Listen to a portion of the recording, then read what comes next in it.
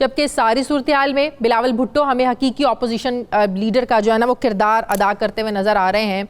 कहा जा रहा है कि शहबाज शरीफ साहब को जिस तरह मुतहरिक होना चाहिए वो क्यों मुतहरिक नहीं हैं। मैं बात करूँगी, मुझे ज्वाइन किया है साबिक वज़ीर-ए-आज़म पाकिस्तान शाहिद खाकान अब्बासी साहब ने। अस्सलाम वालेकुम, बहुत बहुत शुक्रिया शाहिद खाकान अब्बासी साहब, आपने वक्त दिया। शाहिद खाकान अब्बासी साहब, वही बात, हस्बे रिवायत बजट मंजूर हो ही गया। फैसल वाउडा साहब की मैं ट्वीट देख रही थी जिसमें उन्होंने कहा कि मैंने कल ही कहा था कि अपोजिशन नूरा कुश्ती कर रही है, ये खुद बजट पास कराएंगे, इलेक्शन हारे, सेनेट में शिकस्त हुई, बजट भी पास हो गया, इंशाल्लाह हुकूमत 5 साल पूरे करेगी, अगला वज़ीर आज़म भी इमरान खान होगा। अब पाकिस्तान का मुकद्दर कामयाबी और अपोजिशन का मुकद्दर सिर्फ शिकस्त है। बात यह है कि आप लोग इस्तीफे का मुतालबा कर रहे हैं, भाई अब ऑपोजिशन के कहने पे वज़ीर आज़म इमरान खान इस्तीफा क्यों देंगे आखिर?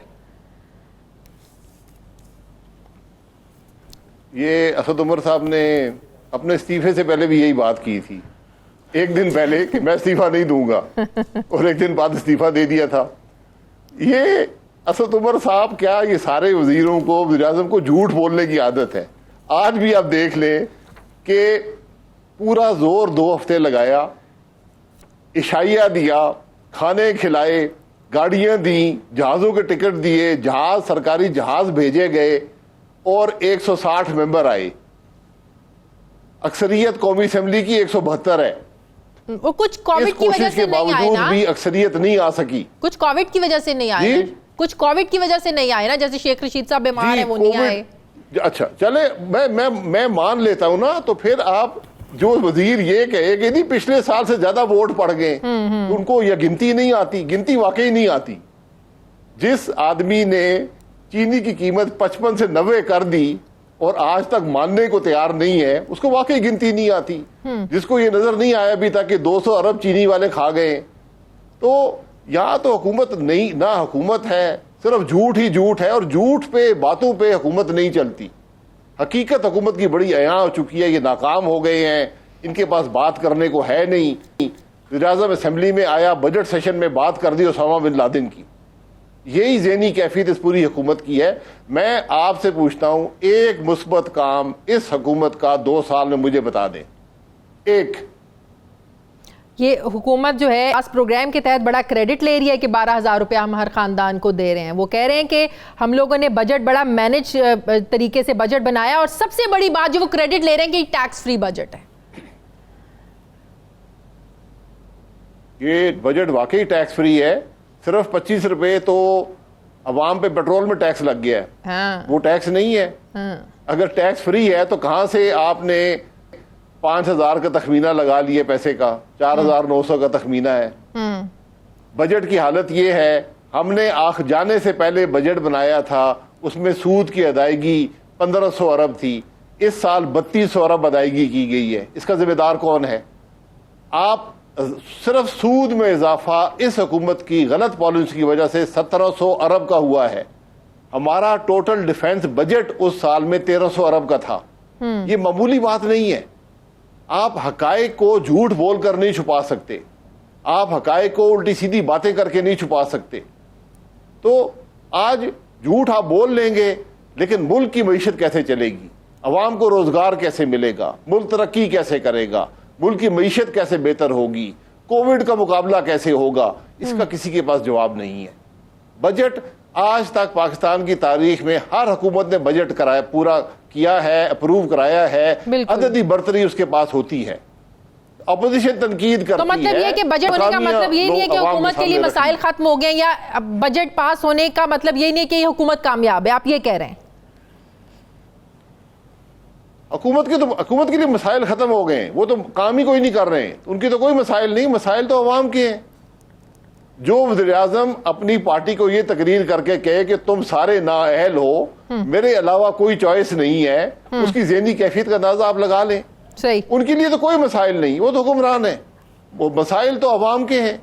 तो अवाम की बात तो अपोजिशन ही करती है। हमने की है, कल भी दलील देकर बताया, बजट को रिजेक्ट किया कि ये बजट अवाम के मसाइल में इजाफा करेगा, मुल्क की मईशत को मजीद तबाह करेगा, कोविड के चैलेंज का मुकाबला नहीं कर सकता।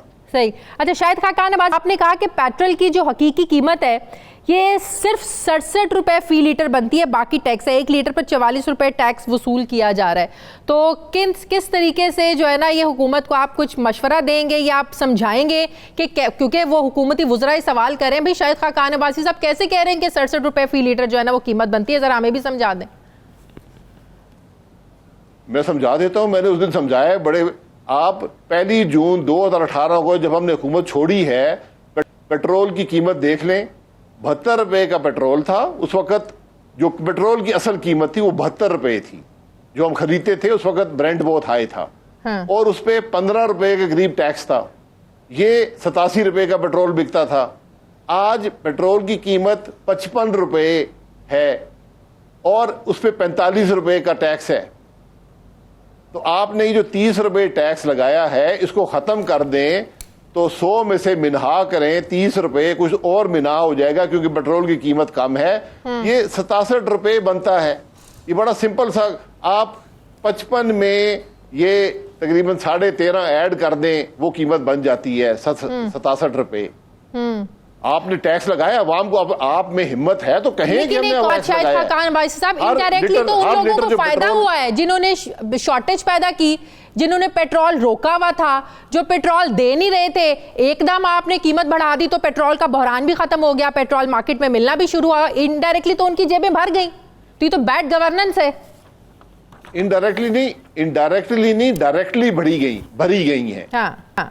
वो लोग जो ऑयल मार्केटिंग कंपनीज थी वो कह रही थी कि आपने जब पेट्रोल की इंपोर्ट बंद की उस वक्त कीमत कम थी, अब ज्यादा हो गई है, अब उस कीमत पे हम नहीं बेच सकते, हमें 15 रुपए का नुकसान हो रहा है फी लीटर। आपने 25 बढ़ा दी, 10 रुपए फी लीटर आज अजाफी प्रॉफिट ऑयल मार्केटिंग कंपनीज कमा रही हैं। 34% इजाफा एक दिन में पाकिस्तान की तारीख में पेट्रोल में नहीं हुआ। ये इसका जवाब देने वाला कोई नहीं है। मैं तो कहता हूं कि अगर इमरान खान में हिम्मत होती, असेंबली में खड़े होकर कहता कि मैं नाकाम हो गया हूं, मैं कलेक्शन नहीं कर सकता टैक्सेस की, मेरे पास रेवेन्यू नहीं है। हाँ। मेरे पास एक ही तरीका है कि आप पे 30 रुपए का इजाफी बोझ डालूं। हाँ। आपकी जेब से हर लीटर पेट्रोल के साथ 45 रुपए निकालूं और अपना खसारा पूरा करूं, और फिर भी खसारा पूरा नहीं होगा। सही। आखिरी सवाल शाहिद खाकान अब्बासी साहब, वो ये कि आधी ऑपोजिशन कह रही है कि वजीर आजम इस्तीफा दें, पीटीआई अपने अंदर से ही जो है ना वजीर आजम नया ले आए। आधी ऑपोजिशन कह रही है भाई नए इलेक्शन होने चाहिए, मिड टर्म इलेक्शन होने चाहिए। ऑपोजिशन में जब खुद से कंसेंसस नहीं होगा ऑपोजिशन की सफ़ों के अंदर, फिर कौन सा मुतालिबा, फिर कौन सा प्रेशर आप डाल सकेंगे, कैसे हुकूमत से अपने मुतालिबात मनवा सकेंगे? ऑपोजिशन की स्ट्रैटेजी है क्या, लाहे अमल है क्या, ऑपोजिशन का मुत्तफ़िका फैसला है क्या? नया वजीर आजम पीटीआई के अंदर से चाहिए या नए इलेक्शन होने चाहिए? देखिए, हमने आपको बता दिया है, एक जॉइंट जो बात हुई है कि हमने इस बजट को रिजेक्ट किया। ठीक है। अब आगे इस बात पे इत्तफाक है कि ये हुकूमत नहीं चल रही, इमरान खान नाकाम हो गया है। उसमें कुछ लोगों ने अपनी जाती राय दी है। टीवी पर हर आदमी जाता है, बात करता है। किसी ने कहा जी कि ये उसी पार्टी में से आ जाए। हाँ। वो इमरान खान ने जवाब दे दिया कि मेरे अलावा कोई चॉइस नहीं, वो बात खत्म हो गई। अब ये है कि इलेक्शन की तरफ जाना पड़ेगा और कोई हल नहीं है, सियासी हल निकालना पड़ेगा। इमरान खान अलावा कोई चॉइस नहीं है पार्टी के अंदर, या तहरीक इंसाफ के अलावा कोई चॉइस नहीं? इन दोनों बातों में डिफरेंस है। नहीं जी, मैं तो यही कहूंगा कि इमरान खान के अलावा तहरीक पीटीआई के अंदर कोई चॉइस, उसने खुद कहा है, मैं नहीं कहता हूं, मैं तो सबको मोहतरम समझता हूं, लेकिन उसने तो कह दिया है कि मेरे अलावा कोई चॉइस नहीं है।